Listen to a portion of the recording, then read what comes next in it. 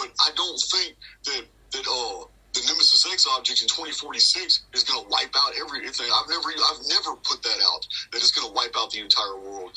As a matter of fact, the most that it will wipe out is 50% of humanity, and that's prophetic. That's in the book of Revelation.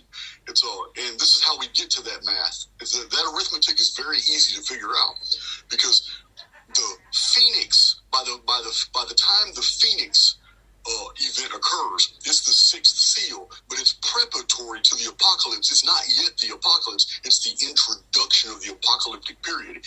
All seven seals have to be broken before the apocalypse can begin. But in the breaking of those seals, it specifically says in the book of Revelation, 1/4 of the entire world's population will perish.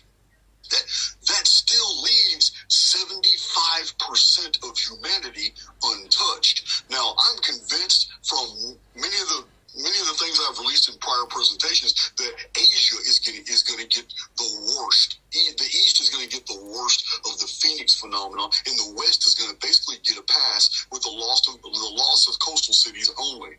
Major populations in the West are basically going to be unscathed, but because of the centrifugal motion of the stellosphere, it will reveal, the 2040 event is going to reveal for all governments and all people where the safe area is, because the center of motion is the safest place to be in a world that is no longer stable. And if the world moves 30 degrees and shifts, it doesn't matter if you believe in a flat plane, it's still a 30-degree shift. It doesn't matter if you believe in a sphere with a 23.5-degree obliquity from the ecliptic, it's still going to be a 30-degree shift. It doesn't matter what your paradigm is and your interpretation of the world you live in, it's still a 30-degree shift when all the continents move. And if the continents don't move, the stellosphere will make it look like they do, because the actual movement is in the sky. The whole stellosphere will shift 30 degrees. No matter what it is, it's going to send a panic out to everyone, because they're going to see the tsunamis, they're going to experience the tsunamis, the volcanism, the earthquakes, and they're going to realize that the further you get away from the Great Pyramid and the Israel-Egypt area, the greater the destruction or potential for destruction was. 2040 is going to wake up the West, and there's going to be mass migrations to the Mediterranean. There's going to be Carnival Cruise Line ships are getting appropriated, oil tankers, yachts, Cessnas, municipal aircraft, military aircraft carriers full of military personnel and government. There's going to be massive migration. Nostradamus even mentions all this huge migration from the West back to the East in the middle of these two apocalyptic events.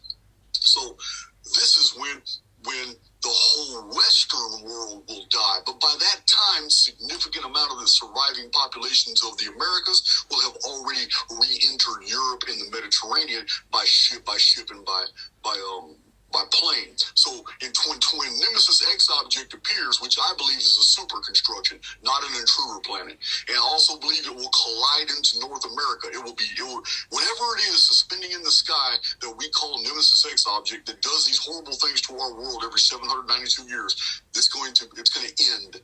It's also inhabited. This is also attached to the Hopi prophecies of the Blue Kachina, which, according to them, is also peopled with gods or demigods or demons or spirits, but it's going to crash to Earth, and it's not just a bolide hitting North America. It is an actual suspended super construction that's hidden in our sky that will no longer be for whatever reason. It will no longer have a power source either, and it will just plunge through the atmosphere and hit North America. But by that time, most of North America